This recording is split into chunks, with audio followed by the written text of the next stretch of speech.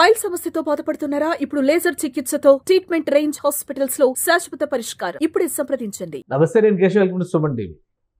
Pastor Praveen Pagadala మరణ ఉదంతం వెనుక ఉన్న కారణాలన్నీ ఒక స్పష్టత వచ్చేసినట్టేనా? పోలీసులు చెప్పినటువంటి వాదన, దానికి అనుగుణంగా వాళ్ళు తీసుకొచ్చినటువంటి సాక్ష్యాలు. ఇప్పటివరకు ఇది హత్య, అనుమానాస్పద మృతి లేదా ప్రమాదం, ఇలా 3 యాంగిల్స్లో చర్చ నడుస్తూ వచ్చింది.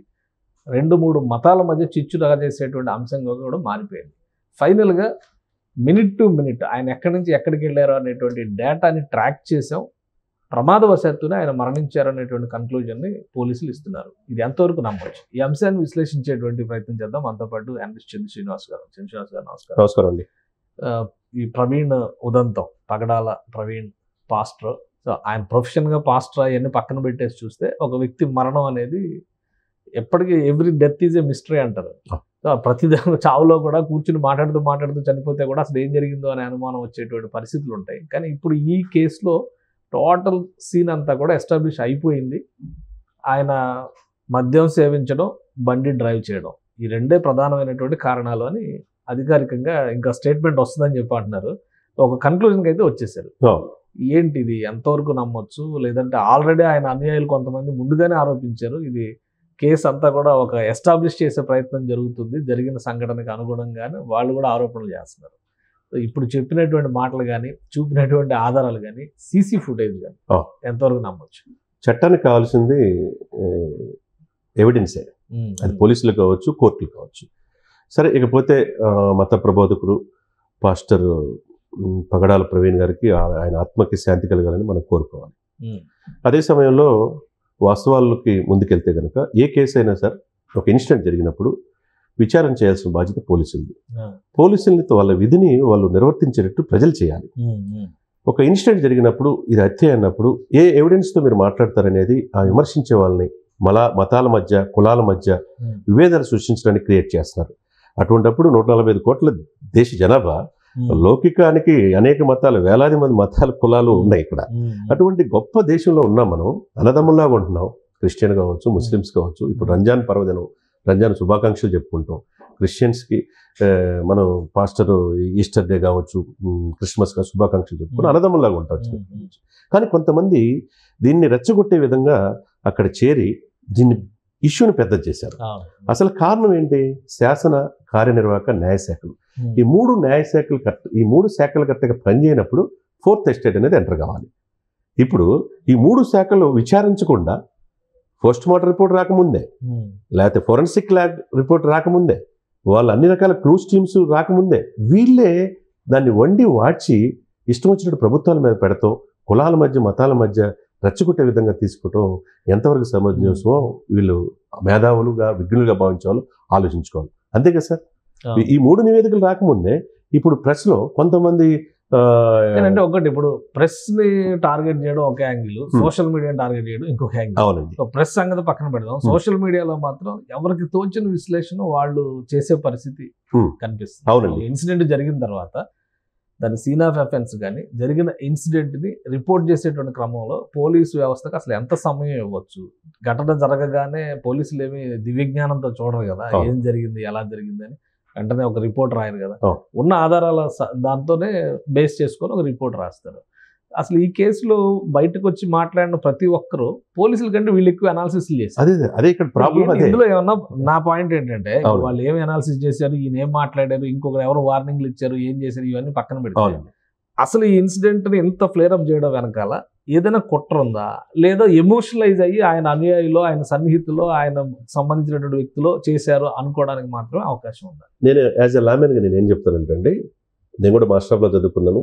The role of the police officer criminal justice system, police వ్యవస్థ మీద రీసెర్చ్ చేశాను ఢిల్లీలో. అటువంటిది లా ఏంటి, పోలీసులు ఏంటి అని తెలుసు. మరి కనీసం ఒక కేసు ఇన్సిడెంట్ జరిగినప్పుడు 15 రోజులైన సమయం ఇవ్వాలి. 1 రోజు 2 రోజుల్లోనే అక్కడ ఏం జరిగిందనేది, ఇప్పుడు దాదాపు 350 కెమెరాస్ నుంచి, సీసీ కెమెరా నుంచి ఫుటేజ్ చూడడానికి కూడా టైం పట్టింది కదా సార్. దాన్ని అవకాశం ఇవ్వకుండా వ్యవస్థల్ని, ప్రభుత్వాల్ని ఇచ్చేసి చివరికి ఒక అంతర్జాతీయ మతబోధకుడుగా భావించే కేఏ పాల్ అయితే శృతి మించి పిచ్చి పట్టినట్టుగా ఆయన మాట్లాడే తీరు సనాతన ధర్మం అని చెప్పేసి రెచ్చగొట్టే పవన్ కళ్యాణ్ బాధ్యత అంటాడు. అసలు పవన్ కళ్యాణ్కి ఏమైనా సంబంధం ఉన్నది దీంట్లో? చూడండి, దీన్ని ఆసరాగా తీసుకొని కొంతమంది దీన్ని మతాల మధ్య కులాల మధ్య రెచ్చగొట్టే విధంగా చేయటం తప్పితే దీన్ని ఇప్పుడు ఎక్కడ జరిగింది ఏందనేది ఇప్పటికి వాళ్ళు తీసుకుంటున్నారు కదా. తీసుకునే దగ్గర నివేదిక వచ్చేదాకా ఆగాలి కదా. వాళ్ళ ఫ్యామిలీ కూడా, వాళ్ళ భార్య గారు కూడా చర్చిలో మాట్లాడి మా శత్రువులు కూడా ఆయన క్షమిస్తాడు, మేము క్షమిస్తాం, బైబిల్లో ఉన్నది అదే అని చెప్పి అంత ఉందాగా మాట్లాడినప్పుడు వాళ్ళని ఇప్పుడు ఎందుకు ఇట్లా కుటుంబాల మధ్య కులాల మధ్య మతాల మధ్య రెచ్చగొట్టే ఇటువంటి వ్యక్తుల్ని ముందు కాన్సన్ట్రేషన్ చేయాలి సార్.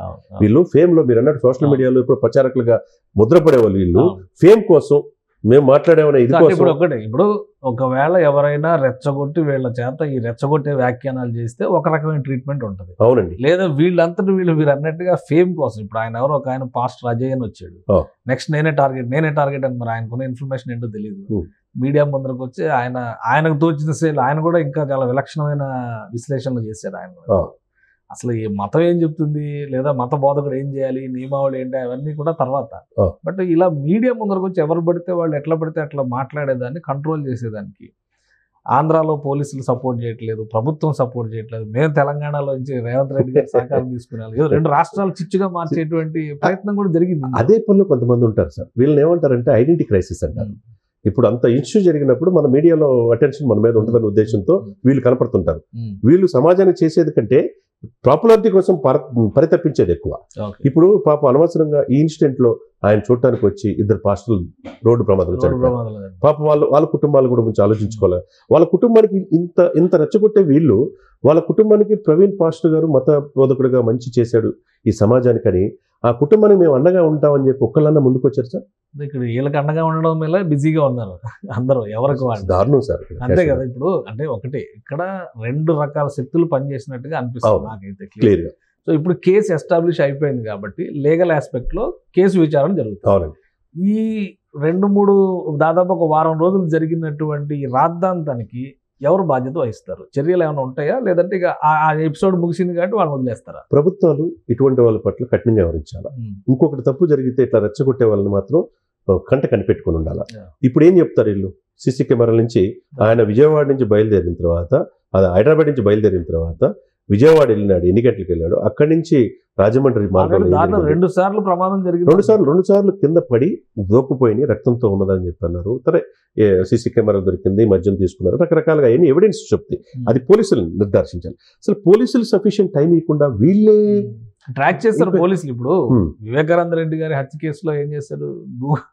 గూగుల్ తో మొత్తం ట్రాక్ చేశారు, ఉన్నారు, ఎవరి నుంచి ఎక్కడి నుంచి ఆదేశాలు వచ్చినాయి, కాంటాక్ట్. ఇప్పుడు అదే పని, ఇప్పుడు ఈయన ఫోన్ తీసుకుంటే కూడా ఈయన ఎవరితో మాట్లాడారు, ఎక్కడికి వెళ్ళారు, ఎందుకు ఆగారు, గూగుల్ పేమెంట్ చేశారు, ఫోన్ పే నుంచి పేమెంట్ చేశారంట మద్యం కొనుగోలుకు సంబంధించి. ఎవిడెన్స్ కలెక్షన్ అంతా అవి చెరిగిపోవు కదా సార్. అవి పక్కాగా ఎవరి నుంచి ఎవరు అమౌంట్ పడి తెలుస్తుంది కదా. సీసీ కెమెరా దొరకదు కదా, ఇప్పుడు దొరకకుండా ఉండవు కదా. అదే సమయంలో ఏలూరు విజయవాడ మధ్య ఒక సిఐ అయితే మీరు మద్యం తాగి కౌన్సిలింగ్ చేసి మీరు మద్యం తాగి బండి తరపొద్దని కూడా చెప్పారని కూడా చెప్ప మీడియాలో వస్తుంది. సీఐ మీద చర్య ఏమైనా తీసుకుంటారు? ఎందుకంటే ఇప్పుడు మామూలు వ్యక్తులు మద్యం తాగి వెళ్తే గొట్టం పెట్టి ఊదిచ్చి వెంటనే బండి లాక్కుని పంపిస్తారు కదా.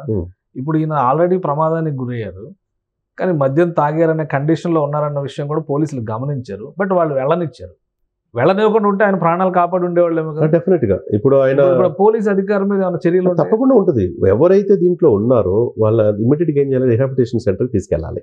చెప్పింది వినకపోతే ఆయన కాన్షియస్ లో లేరు, 3 గంటలు అక్కడ రోడ్ పైన చెప్తున్నారు.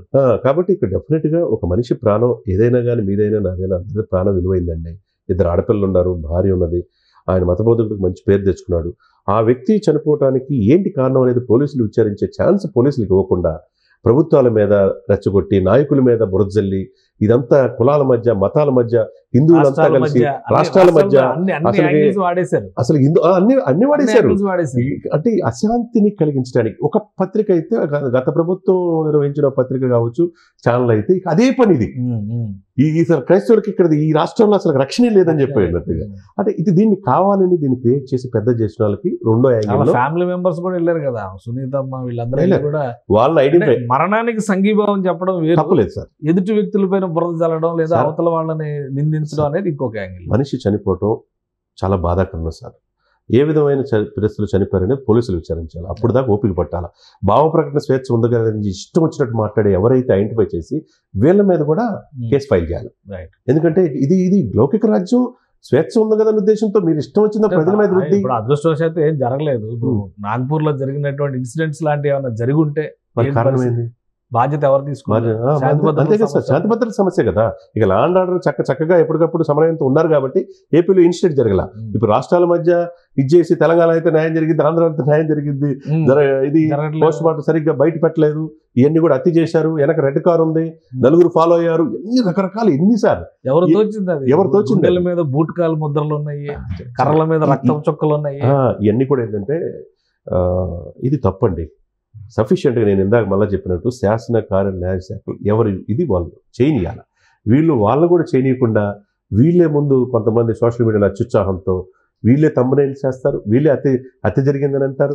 దీన్ని ఏ పార్టీ వాళ్ళు రెచ్చగొట్టి అవతల ప్రతిపక్ష వాళ్ళు దీన్ని అవకాశంగా తీసుకొని దిశ చట్టం వీగిపోవడానికి కారణం కూడా ఇదే రీజన్, ఒక రీజన్. ఎందుకంటే దిశ చట్టంలో 30 రోజుల్లో విచారణ చేసి జడ్జిమెంట్ వచ్చేయాలన్నారు. అది సహజ న్యాయ సూత్రాలకు విరుద్ధం అని చెప్పని పక్కన పెట్టారు. అవును, ఇక్కడ కూడా అదే జరుగుతున్నట్టు కనిపిస్తుంది. డెఫినెట్ గా సార్ ఇక్కడ ఏంటంటే సార్ కేశవ్ గారు, డెఫినెట్ గా ఎవరైతే దీని కనుక హత్యని కనుక ఆధారాలు ఉంటే డెఫినెట్ గా వాళ్ళని శిక్షించాల్సిందే.